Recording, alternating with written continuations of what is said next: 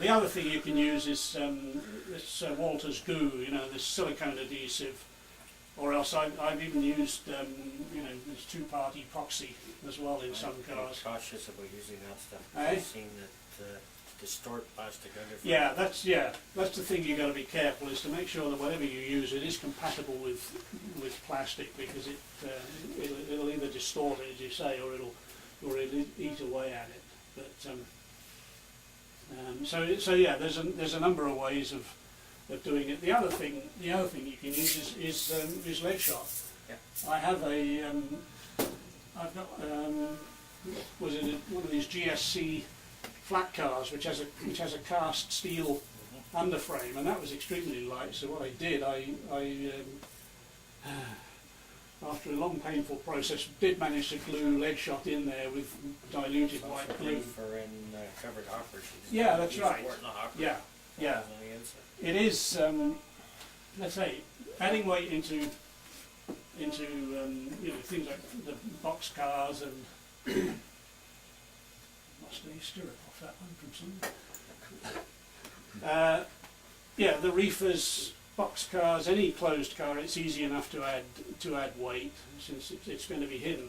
When you get to you know, open cars, or you know, hoppers, flat cars particularly are a problem, and gondolas. In this case, I mean, all of my hoppers, I think, have got loads in them, and all I've done is I cut a little piece of styrene, glue the weights onto that, and just drop it into the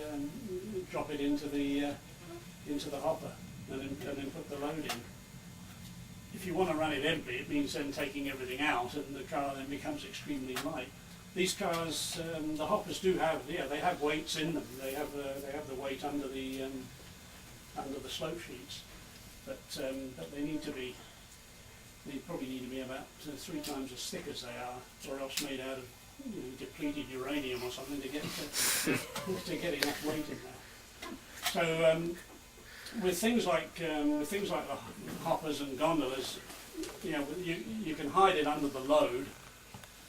Sometimes you can put it under on a gondola or a flat car. You can put some weight under the underframe, either, you know, thin lead sheet, or you can put the lead shot in, you know, hidden away under the underframe. And I think that just about covers everything that I have got to say. If I think of anything else, I'll send you an email.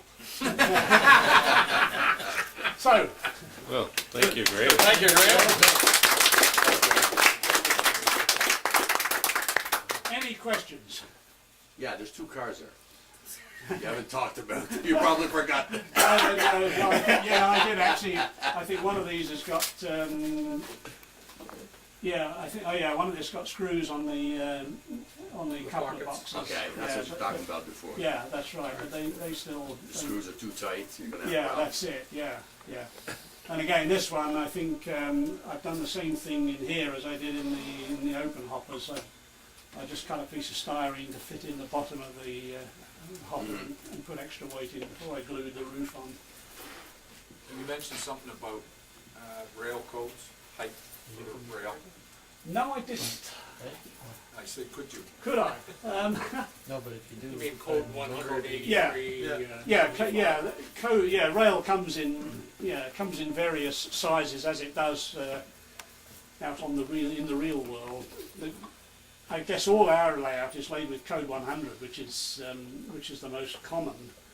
But in recent years, I think there is code 83, which is slightly smaller. There's code 75, which is smaller again, and there's code 55, which is real lightweight for branch lines and for narrow gauge track. But Code 100 is the... Code 100 is the most common, but apparently it is... Trouble-free? I think, again, I mean, it's got the biggest variety of track work available. Although I think the others now are starting to catch up, you know. But with the smaller codes, 83, from what the literature says, it becomes much more critical in your track work and your gauge, and put on your rolling You stock. gotta be more precise. Yeah. Okay. Road 100 more forgiving. Yep. That's what I need. Yeah. Yes. Your main line. Yeah, yeah. Well, thank you. Any more on rolling stock? Okay, so good. So you'll all rush home and I've got all this written up in I think a 3 or 4 page summary. I've got a couple of corrections to make. I'll give it to Alex and he's going to put it on the website. Good. So yeah, so it'll be Now, available to all. and we anticipate that the rip track's gonna be cleaned up pretty quickly. Absolutely. I mean, now they all know how to adjust coupler heights and so on. They'll all be You have a cure for laziness on this table somewhere? How many, now be honest, how many of you have weathered cars since Dave gave his, his clinic? I'm waiting for Hobby Junction to get the chalk. Oh, is that right? Yeah. Wait a while. He is gonna get it, right? Oh, yeah. Okay, good. Anyway, now if any of you got any questions, need any help with anything, come and ask. Either me or Warren. Warren's... Everybody bring their cars in. Everybody bring their cars for bid. Okay, thank you very much, guys. Thanks. Thanks a lot, Graham. Right.